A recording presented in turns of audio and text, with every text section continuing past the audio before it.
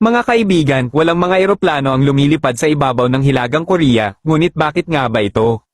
Parang medyo malinaw naman, dahil ang Hilagang Korea ay isang saradong bansa at kaunti lamang ang alam natin tungkol dito.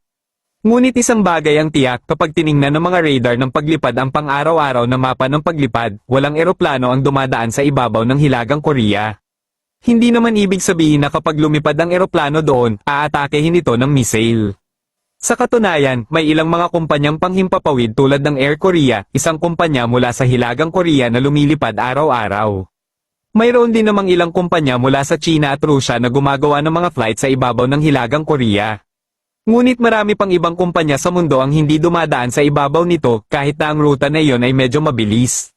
Sa halip, karaniwang sila ay lumilipad sa anyo ng isang arko para lampasan ang himpapawid ng Hilagang Korea.